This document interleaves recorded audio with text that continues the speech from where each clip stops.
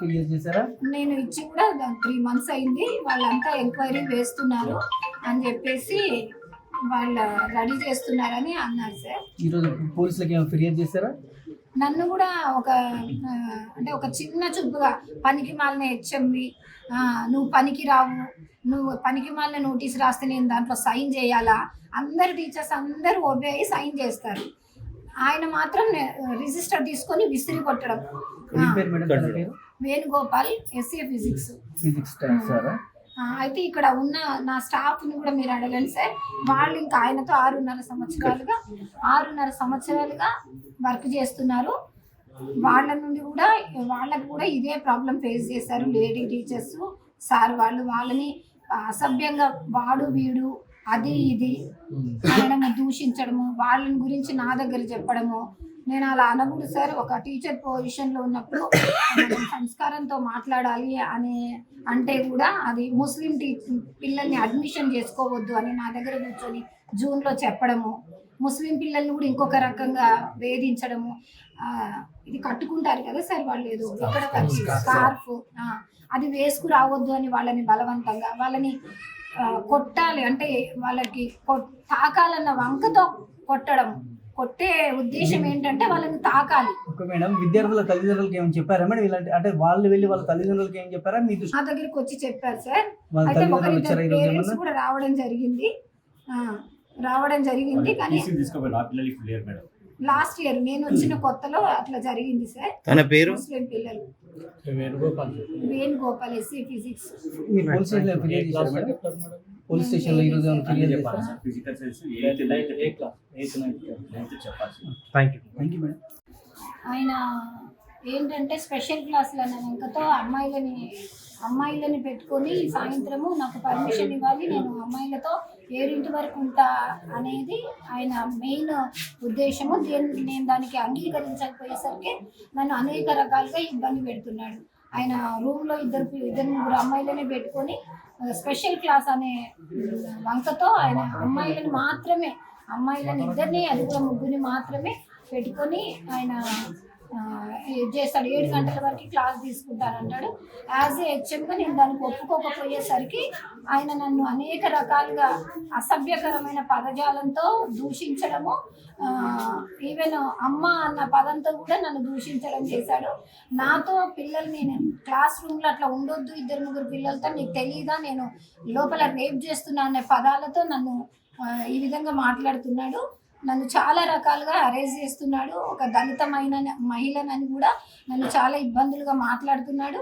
నా మీదకి నిన్నటి దినమున నా మీదికి కూడా రావడం జరిగింది సార్. నేను భయపడి సార్ వాళ్ళందరినీ పిలిచాను. నేను ఈ విధంగా ఉల్టా నా మీదనే వీడియో క్రియేట్ చేసేసి అంతా స్ప్రెడ్ చేయడము, అట్లా చాలా బ్లేమ్ చేస్తున్నాడు సార్. విద్యార్థులతో దురుసుగా మాట్లాడుతున్నట్టు ఏమైనా సమాచారం ఇచ్చారు విద్యార్థుల నుంచి కూడా నాకు కంప్లైంట్స్ వచ్చాయి సార్. నేను ఏంటంటే నా లెవెల్లో నేను సర్ది చెప్దామన్న దాంతో నేను ఎవరికి కూడా కంప్లైంట్ చేయలేదు. ఎందుకంటే ఒక స్కూల్కి నేను హెడ్ మాస్టర్ని కాబట్టి కొంత నా చేతిలో ఉంటుంది. టీచర్స్ చెప్తే వింటారు, అట్లా వింటే పర్లేదని అనుకున్నాను. వినని సమయంలో నేను కూడా మా అఫీషియల్స్కి ఇది అతను 6.5 సంవత్సరాలుగా అయింది సార్ ఇక్కడికి వచ్చి. ఒక్కరోజు కూడా ప్రేయర్లో ఉండడు. 6.5 సంవత్సరాలుగా ప్రేయర్కి ఒక్కరోజు కూడా అటెండ్ అవ్వలేదు.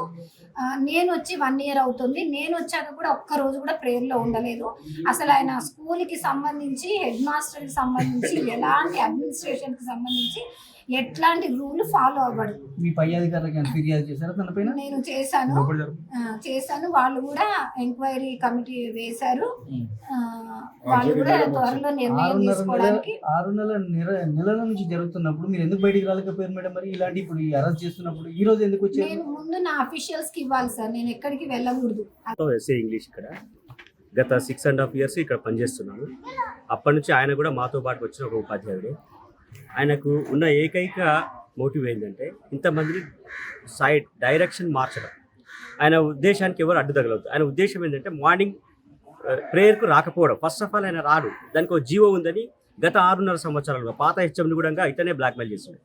నాకు జీవో ఉంది, నేను అర్ధగంట అయినాక రావచ్చు, ఫస్ట్ 1 అవర్ అన్నాడు. ఆయనకు హాఫ్ అన్ అవర్ ఛాయిస్ ఉంది, నాకు ఛాయిస్ ఉంది, నాకు అవేంటి హ్యాండిక్యాప్డ్ ఉన్నందుకు నాకు వాళ్ళ సంఘాల నుంచి కూడా సపోర్ట్ ఉంది అనే మాట మాట్లాడితే ఉండొచ్చు నేను కొంతకాలం అనుకున్నాను. రాను ఏమైందంటే దాన్ని ఇంకా ఎక్కువ ఓవర్గా ఇచ్చేసి నేను 11:30 కూడా రావచ్చింది. వచ్చే అప్పట్లో ఏమైంది, ఆ హెచ్ఎం సార్ తిట్టిండు కూడా ఎన్నోసార్లు, ఇద్దరు బాగా తిట్టుకున్నారు. ఆయన అన్నాడు, ఆయన ఎప్పుడు తిట్టినా కానీ ఆయన ఏం చేసేదంటే వేరే మీ ఫండ్స్ ఏం చేస్తున్నావు, అదేం చేస్తున్నావు, ఏదో డైవర్ట్ చేయడం, బ్లాక్ చేయడం, అట్లా చేయడం. ఏ పనికి ఫైనల్ గా మీ డిమాండ్ ఏం చెప్పండి. మా డిమాండ్ ఏం లేదు సార్, ఇక్కడ ఆయనకి ఏదో ప్రతిరోజు లెటర్ రాయడం, బయటికి ఇవ్వడం ఆయనకు అలవాటు అయిపోయింది. ఎందుకంటే అందరినీ భయపెట్టియడం, నాదేదో తను చేసుకోవడం అనేది. అందరు నాకు భయపడి ఉండాలనే ఫీలింగ్ తోటి ఏదో స్కూల్ బయటికి వేయాలి స్కూల్ అనేది ఒకటే ఉద్దేశం ఆయనకు, అంతకుమించి ఏం లేదు. అందరు నన్ను సతాయిస్తుందని ముందు ఆయన ఇంతమందిని టైంకు రావయ్యా అని మేము చెప్తే టైంకి వచ్చేది పక్కన పెట్టి ఎంతసేపు వేరే వాళ్ళకి ఏం చేయాలి. ఇప్పుడు మేమున్నాం బయటికి పోవాల్సి వస్తుంది, ఎంఆర్సీ బిల్డింగ్కి పోవాల్సి వస్తుంది. పోయినప్పుడే శ్రీనివాసరావు సార్ లేడు చూడరా, శ్రీనివాసరావు సార్ లేడు, ఎక్కడ పోయిండో, ఇంటికి పోయిండో, ఎట్లా క్రియేట్ చేసాం. మళ్ళీ నెక్స్ట్ బుక్స్ తీసుకొని అక్కడ నుంచి వచ్చేసరికి ఆ సంగతి చెప్పడు, ఇంకా పోయింది మాత్రం చెప్తాం. మేము కరెక్టే వాస్తవం పోతూనే ఉంటాం. ప్రతి ఒక్కరోజు మేము సంతకం కూడా పెట్టాం సార్. ఇక్కడ ఏమైతే అంటే ఉన్న స్టాఫ్ మెంబర్స్ 10 మెంబర్స్ సంతకం పెట్టకుండా ఇమీడియట్గా క్లాసులకు పోవాల్సి వస్తుంది. అటు ఇటు పోయి ఆ క్లాస్ ఈ క్లాస్ చూసి ఎఫ్ఆర్ఎస్ తీసుకుని ఏదో ప్రోగ్రామ్ మీద ఉండేసరికి ఆ సంతకం పెట్టకుండా అప్పుడే దాన్ని ఫోటో తీసుకోవడం, ఫోటో తీసేసుకొని ఈయన లేడని దాన్ని దాపెట్టి బ్లాక్మెయిల్ చేయడం, ఇలాంటి వ్యవహారాలు అన్నీ చేస్తున్నాడు. ఇలాంటివి అందరినీ కూడా